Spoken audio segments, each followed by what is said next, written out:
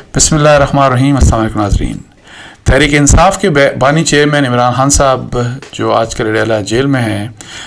ان کی ریسنٹلی جب ان کی میڈیا سے بات ہوئی تو انہوں نے یہ کہا کہ 5-6 مہینے کے بعد شہباز شریف صاحب کی حکومت جو ہے وہ ختم ہو جائے گی، اور انہوں نے یہ ان کی ایکسپیکٹیشنز تھی کہ وہ پھر یہی چیز دیکھ رہے ہیں کہ وہ 5-6 مہینے بعد ان کی رہائی بھی ممکن ہو جائے گی. اور ان کا جو بیسیکلی جو ان کا فوکس یا جو تکیہ ہے کہ جی کس وجہ سے یہ پاسبلٹی ہے کہ جی شہباز شریف صاحب کی حکومت چلی جائے گی، وہ سمجھتے ہیں کہ پاکستان پیپلز پارٹی جو ہے، جو کہ جنہوں نے ڈیلیبریٹلی ایک فیصلہ کیا کہ وہ کیبنٹ میں شامل نہیں ہوں گے، تو ان کا یہ خیال ہے کہ پاکستان پیپلز پارٹی کی جو سپورٹ ہے گورنمنٹ کو، وہ ان کی سپورٹ چلی جائے گی اور اس لحاظ سے گورنمنٹ فال کر جائے گی. تو یہ عمران خان صاحب کا ویو ہے. لیکن حقیقت میں آپ کو بتاؤں کہ جو سب سے بڑا شہباز شریف صاحب کی حکومت کی مضبوطی کی جو ضمانت ہے، یا جو سب سے بڑی گارنٹی ہے کہ جو شہباز شریف صاحب کی حکومت ہے کہ وہ چلتی رہے، وہ گارنٹی خود عمران خان صاحب ہیں اور ان کے علاوہ کوئی بھی نہیں. اس کی کیا وجہ ہے، اس مسئلے کے اوپر میں بیسیکلی، اس نقطے کے اوپر میں بیسیکلی آپ سے ڈسکشن کرنا چاہ رہا ہوں. اور وہ یہ ہے کہ جی عمران خان صاحب کو شاید اس بات کی ریئلائزیشن نہیں ہے کہ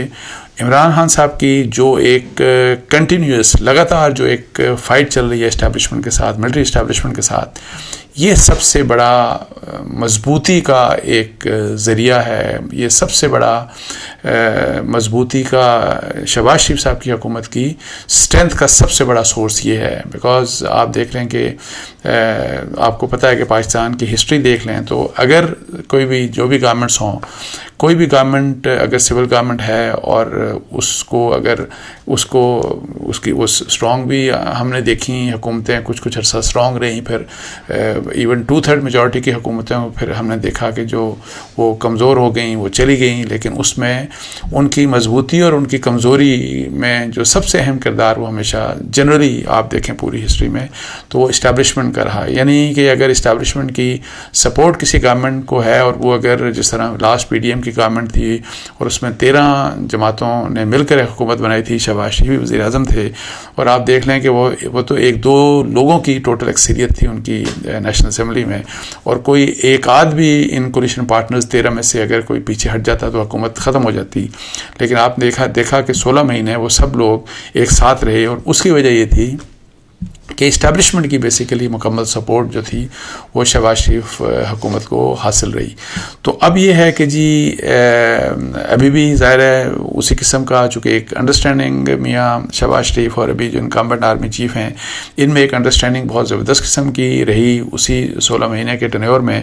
اور اب دوبارہ شہباز شریف صاحب حکومت میں آ گئے تو ایک تو ہے یہ ہے کہ جی ان کی پہلے کی ایک انڈرسٹینڈنگ تھی ملٹری اسٹیبلشمنٹ کے ساتھ، army chief general Asim Munir صاحب کے ساتھ. لیکن اس سے اہم نقطہ یہ ہے کہ کیونکہ آپ کو پتہ ہے کہ بہت دفعہ کچھ ڈفرینسز بھی ہو جاتے ہیں ملٹری سائڈ، ملٹری اسٹیبلشمنٹ اور جو سول گورنمنٹس ہوتی ہیں، اور انہی کی بنیاد کے اوپر بڑی طاقتور حکومتیں بھی مطلب ہے گھر جاتی رہیں. میاں نواز شریف صاحب 2 دفعہ کم از کم انہوں نے 2/3 میجورٹی دی، اور دونوں دفعہ آپ دیکھ لیں کہ وداؤٹ کمپلیٹنگ ہز ٹینیور ان کو خدا حافظ کہنا پڑا. اور اسی طرح دوسری بھی حکومتیں جو سول حکومتیں تھیں جو سمپل میجورٹی لے کے آئیں، اگر ان کے ڈفرینسز ہو گئے اسٹیبلشمنٹ کے ساتھ تو وہ حکومتیں دیکھا گیا کہ جی وہ حکومتیں پھر آسانی سے رخصت ہو جاتی ہیں. تو اب یہ ہے کہ جی اس وقت کے جو حالات ہیں، اور جو سب سے بڑا جو یہ جو اسٹرینتھ کی بات ہے شہباز شریف کی حکومت کی، اور یہ جو کہا جاتا ہے کہ 5 مہینے بعد 6 مہینے بعد، تو میں آپ کو بتاؤں کہ عمران خان صاحب کی یہ جو پالیسی ہے جو کہ جی آپ اسٹیبلشمنٹ کے ساتھ جو ٹکر والی پالیسی ہے، اور یہ پالیسی چونکہ کنٹینیو کر رہی ہے، نہ عمران خان صاحب اور PTI اس لحاظ سے خاموش ہوتے ہوئے نظر آتے ہیں، اور نہ ہی یہ فائٹ ہمیں یہ جو جنگ ہے یہ ختم ہونے والی نظر آ رہی ہے. تو اس لحاظ سے سب سے بڑی جو اسٹرینتھ فراہم کرتے ہیں شہباز شریف حکومت کو وہ عمران خان صاحب کی اپنی یہ والی پالیسی ہے، اور ان کی یہ والی جو اسٹیبلشمنٹ کے ساتھ جو جنگ ہے نہ ختم ہونے والی جنگ، یہ سب سے بڑا ریزن ہے. اب آپ دیکھ لیں کہ مئی 9 کے بعد ظاہر ہے ایک امید تھی کہ اس کے بعد چیزیں ایک ریئلائزیشن ہوگی PTI کی لیڈرشپ کو، PTI خاموش ہو جائے گی. لیکن آپ نے دیکھا کہ اس وقت بھی بہت سے انٹرویوز دیے عمران خان صاحب نے، لگاتار انٹرویو دیتے رہے، اور جس کے اوپر وہ military establishment, top military commanders اور فوج کو بھی وہ مطلب ہے کہ ان کو اٹیک کرتے رہے. مختلف ان کے انٹرویوز آتے رہے ملک سے باہر بھی ان کے انٹرویوز جو آتے رہے ان میں ان کی ایک کنسسٹنٹ وہ پالیسی رہی. پھر گرفتاری کے بعد جب عمران خان صاحب کی گرفتاری ہو گئی تو پھر یہ تھا کہ جی اب وہ اس قسم کے جو معاملات ہیں وہ رک جائیں گے, لیکن انفارچونیٹلی وہ نہیں رکے. اور ابھی میرا کوئی 1-1.5 ہفتہ پہلے بھی جو ایک انٹریکشن ہوا تھا عمران خان صاحب کا ڈیلا جیل میں جب ان کا ٹرائل چل رہا تھا 190 ملین پاؤنڈ کا جو کرپشن کا ریفرنس ہے نیب کا, تو اس دوران جب میڈیا سے ان کی بات ہوئی تو انہوں نے یہی والی بات کی کہ جی جو مینپولیشنز کی وہ جو بات کر رہے تھے الیکشنز کی مینپولیشنز میں, تو انہوں نے کہا کہ جی اس میں اسٹیبلشمنٹ کا اور کیئرٹیکر گورنمنٹ اور الیکشن کمیشن کا ان کا بڑا اہم کردار رہا. اور پھر اس سے پہلے آپ کو پتا ہے کہ الیکشن سے چند دن پہلے انہوں نے ایک جو اکانومسٹ میں انہوں نے ایک پیس بھی لکھا, آرٹیکل بھی لکھا تھا. اس آرٹیکل میں انہوں نے اسٹیبلشمنٹ کو بھی ٹارگٹ کیا اور ملٹری کا بھی نام لیا انہوں نے. سو اس وقت بھی آپ دیکھیں کہ وہ بھی مکمل ان کا آرٹیکل جو ہے وہ اسٹیبلشمنٹ کے خلاف تھا. اور پھر اس کے ساتھ ساتھ جس قسم کا آلدو جو پی ٹی آئی کی باقی لیڈرشپ ہے پاکستان کے اندر وہ آپ کو محتاط نظر آتے ہیں. مئی 9 کے بعد مطلب ہے کہ لوگ زیادہ محتاط ہو گئے ہیں فوج کے حوالے سے بات کرتے ہوئے, ڈائریکٹ یا اسٹیبلشمنٹ کا ڈائریکٹ نام لیتے ہوئے. اور ایون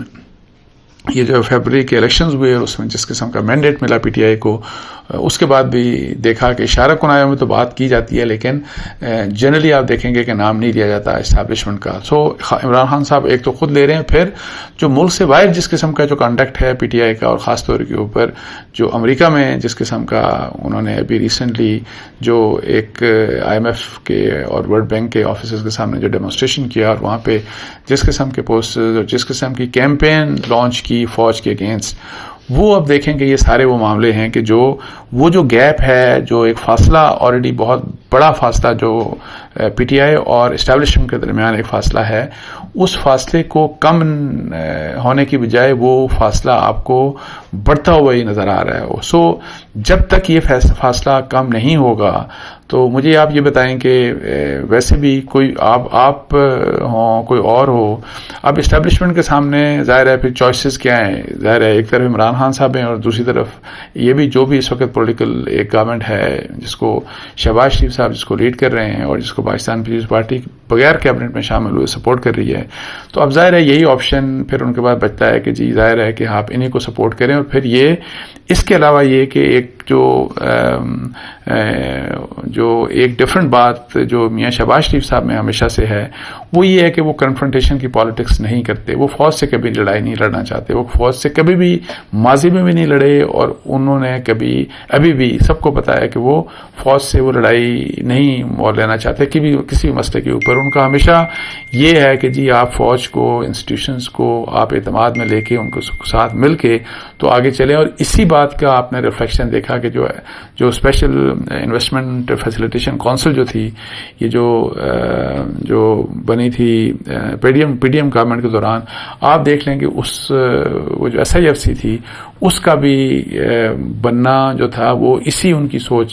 کو ریفلیکٹ کر رہا تھا. اور وہ فوج کے ساتھ یعنی کہ آرمی چیف کے ساتھ مل کے انہوں نے ایس آئی ایف سی بنا کے ایک فارمل ایک پاکستان کی اکانومی کو بہتر کرنے کے لیے, پاکستان میں انویسٹمنٹ کو اٹریکٹ کرنے کے لیے انہوں نے اس قسم کی یہ جو ایک انیشیٹو لیا کہ جس میں سول حکومت کے ساتھ ساتھ فوج کا بھی ایک بنیادی کردار, فوج کا بڑا کلیدی کردار ہے ایس آئی ایف سی میں. سو یہ جو اس قسم کے حالات ہیں تو اب یہ ہے کہ ظاہر ہے جب آپ سیاست کرتے ہیں تو سیاست کا مقصد یہی ہوتا ہے کہ آپ الیکشن جیتے ہیں, آپ پالیٹکس میں آئیں, آپ وزیر اعظم بنیں, آپ وزیر اعلیٰ بنیں. تو یہ چیز پھر کیا عمران خان صاحب کی اس پالیسی سے جو کنفرنٹیشن کی پالیسی ہے ان کی فوج کے اگینسٹ تو یا فوج اسٹیبلشمنٹ کے اگینسٹ, تو اس سے کیا وہ یہ والا مقصد حاصل کر سکتے ہیں کہ نہیں کر سکتے, جو کہ میرا خیال ہے کہ یہ ممکن نہیں ہے جب تک کہ یا تو وہ کوئی انقلاب لے کے آ جائیں اور اس انقلاب کے نتیجے میں بالکل پھر تو انقلاب جب جو لوگ اس قسم کے انقلاب کی بات کرتے ہیں یا اگر انقلاب کا آپ کہتے ہیں کہ کوئی انقلاب لے کے آئے تو وہ پھر انقلاب کس قسم کا آتا ہے کہ آپ کا ایک جو اسٹیٹ کے ساتھ آپ کا بالکل فیس ٹو فیس آپ کی لڑائی ہوتی ہے، جس میں خون خرابہ بھی اللہ معاف کرے ہوتا ہے، اور سب کچھ بہت کچھ ظاہر ہے اس میں وہ اس قسم کی چیز تو یا تو وہ کوئی انقلاب ہو جو کہ الحمدللہ جس کے مطلب ہے کہ حالات ہم نے مئی 9 میں بھی آپ نے دیکھا کہ بہت کم تعداد میں مطلب ہے کہ فیو تھاؤزنڈس کی تعداد میں لوگ ضرور باہر نکلے، وہ وائلنٹ بھی ہوئے، انہوں نے فوج کے ان کے اوپر اٹیک بھی کیے، لیکن اگر وہی فیو تھاؤزنڈ کی جگہ لاکھوں لوگ ہوتے اور وہ بہت بڑی تعداد میں لوگ ہوتے تو پھر اس ملک میں پتہ نہیں کتنا کس قسم کا کیوس ہونا تھا، کس قسم کا ایک سول وار ٹائپ سچویشن ہو جانی تھی.